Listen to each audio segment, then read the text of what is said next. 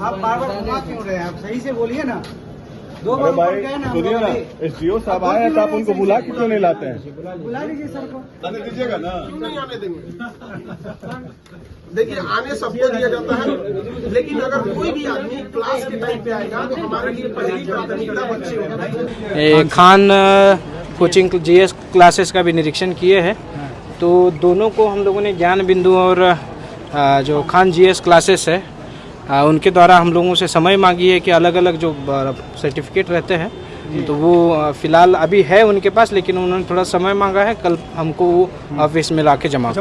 Mostly crowded जगह है, मतलब कम जगह पे ज़्यादा स्टूडेंट पढ़ रहे हैं, तो उसमें कुछ कुछ जगह पर रजिस्ट्रेशन का भी उनके हाथ में अभी नहीं है, तो इन सभी को हम लोग नोटिस करके बिल्डिंग में जो होना चाहिए, जो प्रॉपर फायर सिस्टम होना चाहिए और फायर एनओसी होना चाहिए, वो कई संस्थानों में नहीं है अभी।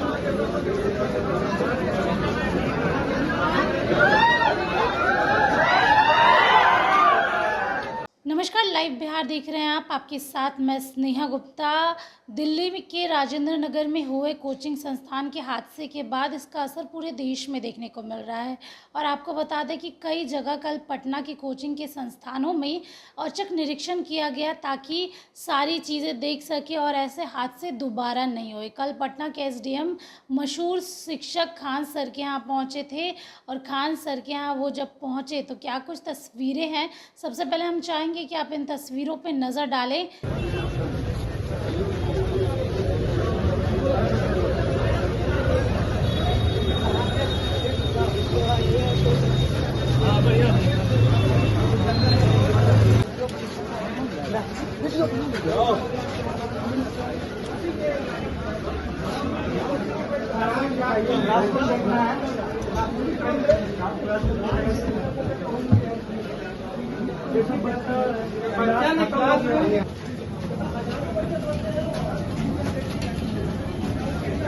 ठीक है, खाना बन गया।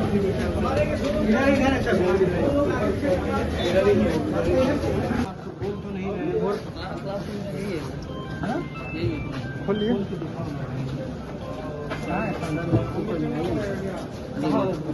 आप बार बार घुमा क्यों रहे हैं? आप सही से बोलिए ना।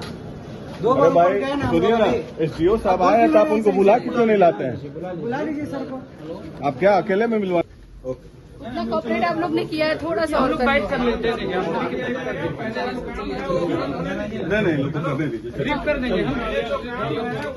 अरे वो एसडीओ साहब बोल रहे हैं ना।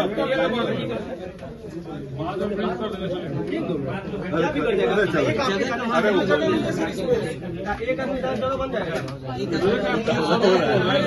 जैसे पढ़ाते हैं स्टाइल में। आप चलिए ना, अभी थोड़ा सा 10 मिनट के लिए बस। आने दीजिएगा ना। क्यों नहीं आने देंगे? देखिए, आने सबको दिया जाता है, लेकिन अगर कोई भी आदमी क्लास के टाइम पे आएगा तो हमारे लिए पहली प्राथमिकता बच्चे होंगे। मीडिया पहली प्राथमिकता है। बहुत खूबसूरत चल रहा है।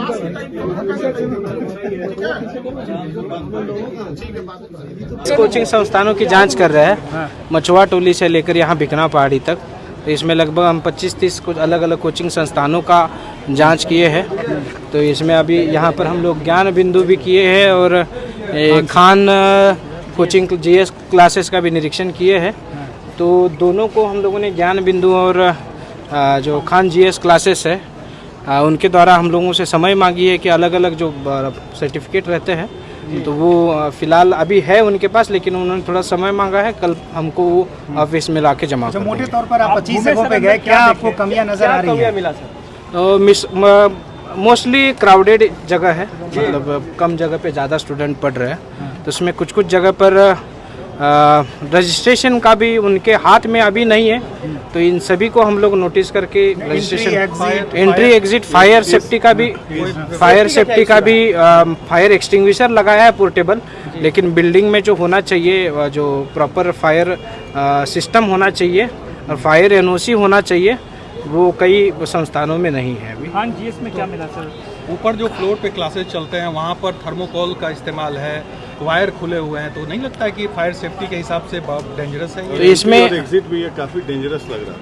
तो ये इसका भी अभी हम लोग बिल्डिंग बायलॉज का इनका इस बिल्डिंग का क्या पोजीशन है उसकी जांच करेंगे। उनके द्वारा बताया कि बिल्डिंग का जो सर्टिफिकेट है वो हम लोगों से प्रस्तुत करेंगे कल। कौन से मानक चेक कर रहे हैं? 4-5 मानक जो कीप वन में। एक तो फायर का है, फायर सेफ्टी नॉर्म्स है जी। फायर का एनओसी लेना पड़ता है सभी को, तो फायर का एनओसी हम चेक कर रहे हैं। बिल्डिंग बायलॉज का चेक कर रहे हैं हम लोग। रजिस्ट्रेशन चेक कर रहे हैं। बिहार कोचिंग रेगुलेशन एक्ट के तहत कोचिंग का निबंधन होना बहुत ज़रूरी है, वो हम लोग चेक कर रहे हैं।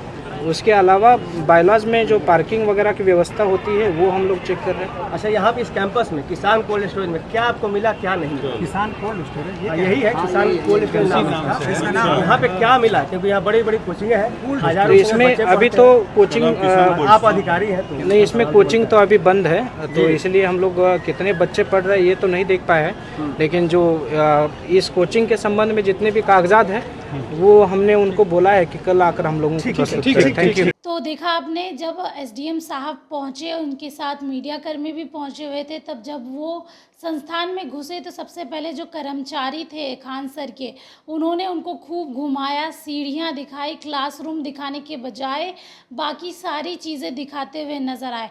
जब उन्होंने पूछा कि आखिरकार खान सर कहाँ है और आप कोचिंग संस्थान क्यों हमें नहीं दिखा रहे हैं और क्या दिक्कत आ रही है, तो उसके 10 मिनट के बाद खान सर सामने आए और खान सर ने मीडिया कर्मियों को पहले कहा कि आप तो कमरे से बाहर चले जाइए, हम आपसे बाद में बात करेंगे। और इस दौरान एसडीएम साहब अंदर ही थे।